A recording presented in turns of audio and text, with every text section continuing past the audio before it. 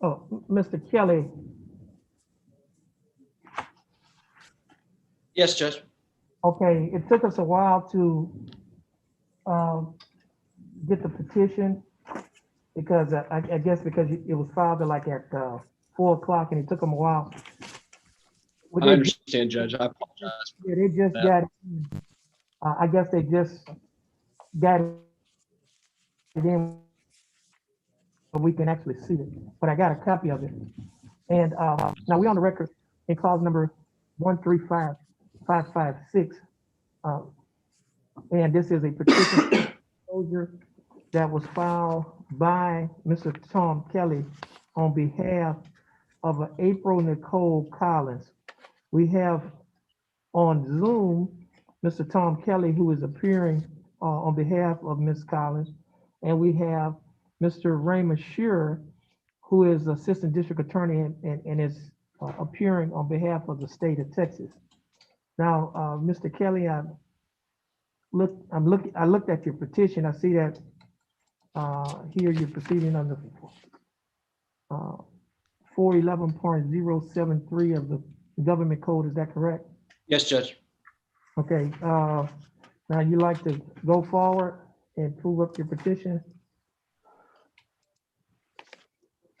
Well, Judge, April is one of the second chance folks that was pre-screened by the district attorney's office. So effectively, this is an agreed petition. I certainly didn't title it that way and also wouldn't want to speak for Mr. Shearer, but most of the second chance candidates were agreed. And other than just relying on the petition itself, Judge, without April, I wouldn't have any testimony to offer to prove it up, except to say that we stand on the petition.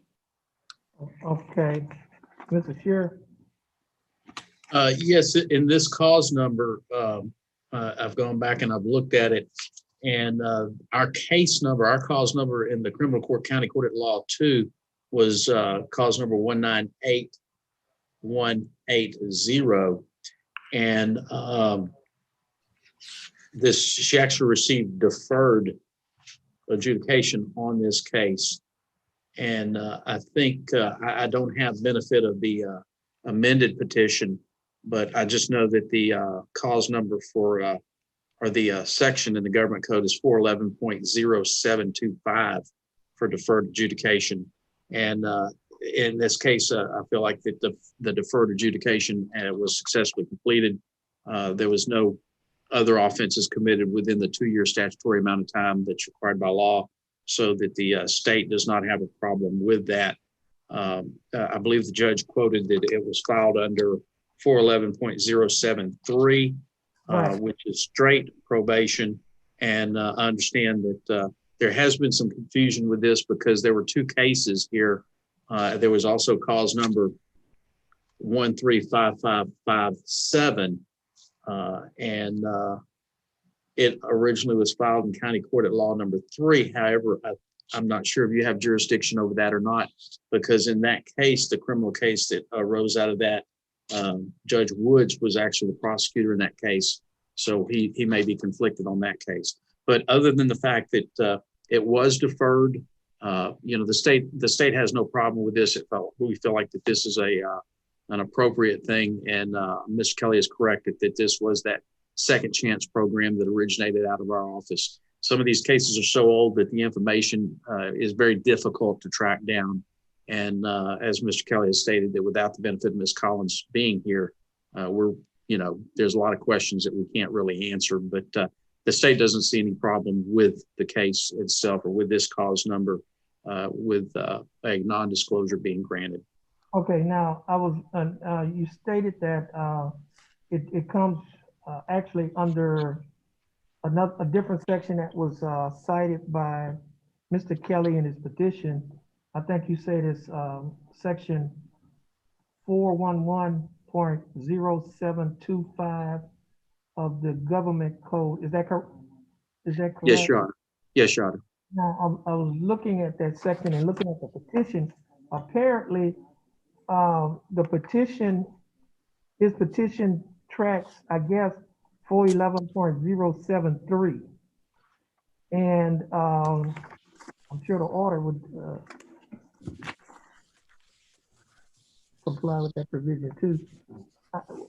It looks like he would have to amend his petition to comply because there are some different requirements. Hold on, let me see. Well, Your Honor, the short of it is that 073 is written for straight probation, whereas 725 is deferred. Right, I understand that, but I'm saying in his petition, he's saying that the person has never been on deferred adjudication probation, and the person actually was on deferred adjudicated probation. So it's kind of, I'm looking here. Well, The requirements is just not, that's just because it's a deferred, but the requirements I'm looking here, looks like there is a seven. Excuse me. You're alleging, Judge, that she wasn't on deferred or supervision for other offenses that prevent her from filing. Right. But what I'm saying here, I'm looking at the petition, if not, well, not the petition, but the rule as it relates to 411.0725.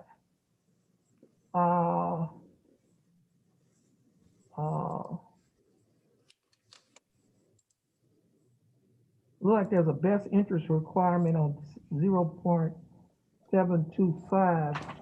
Let me see if there's one on,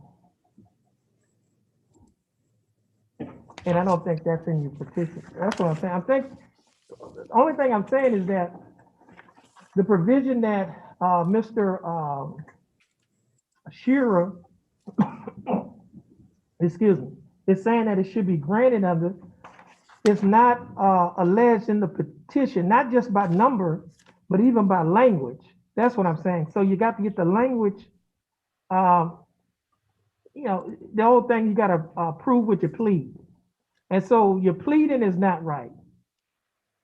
Okay, and Mr. Shearer pointed that out when he just looked at the code provision. I think what happens is once you got that code provision, you just track that particular section, and the other code provision that Mr. Shearer says applies. I guess if you get that, it'll track some different language. I know they have some similar language, but it's not all the same. It's not just a matter of the section number. You understand what I'm saying? I do, Judge, and forgive me because I'm looking at a section while you're. Yeah, and I was trying to do the same thing because he just kind of just threw it on me that it's 0.752, and I was trying to read along.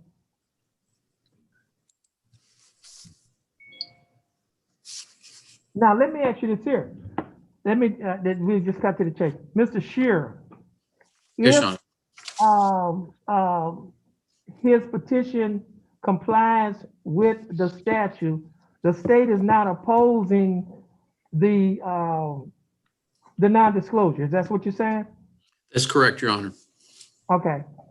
And so if he can make the amendment to track the statute's 411.0725, the state is not opposed to that. That's correct, Your Honor. Because if the state is not opposed to it, obviously you'll get a copy. The court will review it. After you review it, then the court will be assigned it if he complies with it. Yes, Your Honor. Okay. Now, Mr. Kelly, you understand that? Yes, Judge. Okay. So what we'll do, we'll just reset this case, give you whatever time you need to make the necessary corrections. Once those corrections are made, then the court will sign off on the order. That's understood, Judge. Oh, the court coordinator is asking how much time do you need? I wouldn't think more than a couple weeks, Judge. Okay, just do a standard 30-day reset. If you get it in before, that's fine too. Okay, that'd be fine, Judge. Okay, all right. And this will conclude this hearing. And gentlemen, both of y'all have a good day. Okay, thank you. And y'all